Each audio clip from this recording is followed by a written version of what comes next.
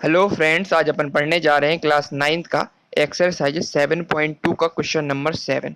Chapter है triangles, chapter number 7।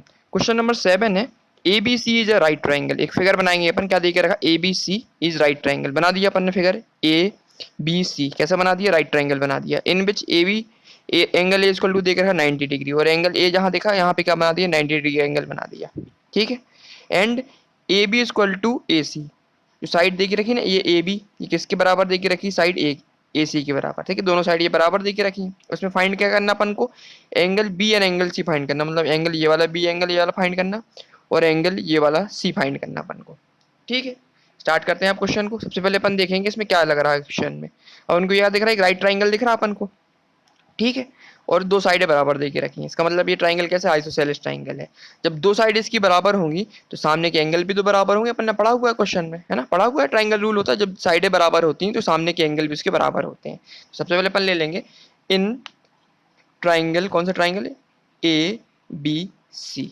ए B C triangle ले लिया। इसमें क्या क्या दे के रखा है, ए बी दे के रखा है, किसके बराबर दे के रखा है, ए सी के बराबर। ठीक है, इसको ले लेंगे। ये गिवन दे के रखा हुआ ए बी बराबर ए सी, तो अपन ने पढ़ा हुआ अगर ए बी बराबर ए सी के है तो ए बी की सामने वाली साइड कौन सी दिख रही है अपन को, सी दिख रही है।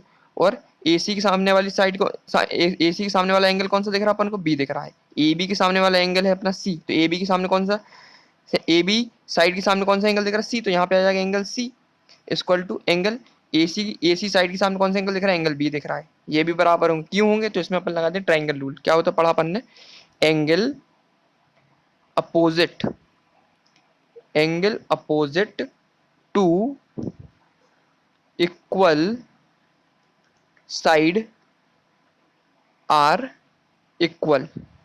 अगर उसकी दोनों साइडें बराबर हैं तो सामने वाले एंगल भी क्या होंगे, वो भी बराबर होंगे। ये कौन सा रूल होता है, ट्राइंगल का रूल होता है। तो साइड ए बी के सामने वाला एंगल सी और साइड ए सी के सामने वाला एंगल बी, ये भी बराबर होंगे। ठीक है, ये हो गया क्लियर।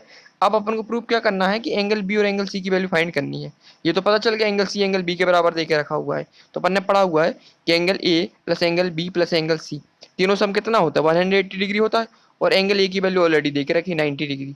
जिससे अपन एंगल बी और एंगल सी की वैल्यू निकाल लेंगे। तो अपन लिखेंगे वी नो दैट, अपन जानते हैं, क्या जानते हैं, angle A plus angle B plus angle C equal to होता क्या, 180 डिग्री। कौन सी प्रॉपर्टी यूज करेंगे, by angle sum, angle sum property. Angle sum property पढ़ी हुई अपन ने कि तीनों एंगल का सम कितना होता है, तीनों एंगल सम कितना होता है, 180 डिग्री होता है। Angle A plus angle B plus angle C, इनका सम कितना होगा, 180 डिग्री हो जाएगा। एंगल ए कितना देके रखा है, 90 डिग्री ऑलरेडी देके रखा हुआ है, दिखा है ना, ये दिख रहा अपन को साफ साफ 90 डिग्री देके रखा हुआ है। Angle B plus angle C, है ना, angle B plus angle C, तो एंगल बी और इक्वल टू एंगल सी, दोनों बराबर एंगल दिख रहे हैं। इसकी जगह पर हम एक लिख सकते हैं, यहाँ एंगल बी लिख दें और एंगल सी की जगह पर भी एंगल बी लिख देते हैं। क्यों, क्योंकि दोनों एंगल बराबर देके रखे हैं। अपन ने ऑलरेडी इसको इससे निकाल लिया था ना, angle side opposite, angle opposite to the equal side are equal है ना, इससे अपन ने इसको प्रूव कर लिया था। इससे यहाँ से यहाँ इक्वल टू कितना होगा, एंगल जहाँ पे सी होगा तो वहाँ पे अपन क्या ले लेंगे, एंगल बी ले लेंगे इक्वल टू 180 डिग्री। तो फाइनली ये क्या होगा, 90 angle one, angle B plus angle B तो कितना हो जाएगा, 2 एंगल बी हो जाएगा। ये इक्वल टू हो जाएगा 180 डिग्री। तो 2 angle B equal to 180 degree. ये प्लस का देकर रखा 90 डिग्री साइड होगा तो माइनस का 90 डिग्री हो जाएगा। तो फाइनली यहाँ से क्या निकलेगा, 2 angle B equal to 180 degree minus 90 degree, यहाँ से निकलेगा 90 डिग्री। और एंगल बी इक्वल टू कितना निकलेगा, 90 डिग्री। और ये 2 क्या मल्टीप्लाई में देख रहा है तो डिवाइड में पहुंच जाएगा। फाइनली यहाँ से क्या, 2 1 2 और 90 से डिवाइड करेंगे 45 जाएगा। तो फाइनली एंगल बी की वैल्यू कितनी निकली अपनी, 45 डिग्री निकल के आई है। ठीक है, एंगल बी की वैल्यू तो अपन को मिल गई 45 डिग्री, लेकिन अपन को किसकी वैल्यू चाहिए, अपन को एंगल सी की वैल्यू भी चाहिए। ऑलरेडी अपन ने आगे सॉल्व किया था, एंगल जो बी था किसके बराबर था, एंगल सी के बराबर था। So angle B equal to angle C, जिसकी वैल्यू भी कितनी हो जाएगी तुम्हारी, 45 डिग्री हो जाएगी, नहीं हो जाएगी। तो फाइनली आंसर क्या आ गया अपने, एंगल बी और एंगल सी दोनों की वैल्यू कितनी निकल आई, 45 डिग्री निकल आई। ये तो अपन को प्रूव करना था। एंगल बी क्या चाहिए था अपन को, एंगल बी और एंगल सी की वैल्यू चाहिए थी, दोनों की वैल्यू कितनी निकली, 45 डिग्री। मतलब ये वाला एंगल जो देख रखा ना, ये भी 45 डिग्री का है, और ये वाला एंगल भी कितना देख रहा है, 45 डिग्री। तो 45 प्लस 45 90, और 90 180 डिग्री, टोटल सम कितना होता है, 180 डिग्री होता तो अपना आप साफ क्लियर हो रहा नहीं हो रहा? अपन ने एंगल सम प्रॉपर्टी का यूज किया था।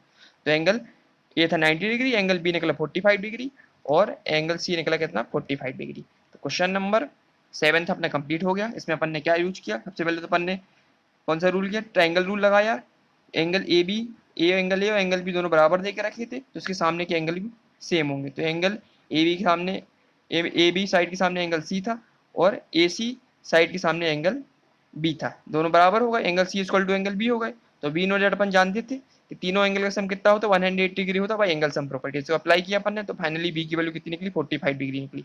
ठीक है, बी की वैल्यू 45 डिग्री निकली। तो हमें ऊपर अपन ने सॉल्व किया तो एंगल बी इक्वल टू क्या है? एंगल सी के बराबर है। तो एंगल सी की वैल्यू 45 डिग्री निकल गई। फाइनली एंगल बी और एंगल सी की वैल्यू कितनी निकल के आई? 45 डिग्री निकल आई। ठीक है, तो क्वेश्चन नंबर 7 था ये अपने कंप्लीट हो गया है। नेक्स्ट वीडियो में क्वेश्चन नंबर 8 स्टार्ट करेंगे। ठीक है, थैंक यू।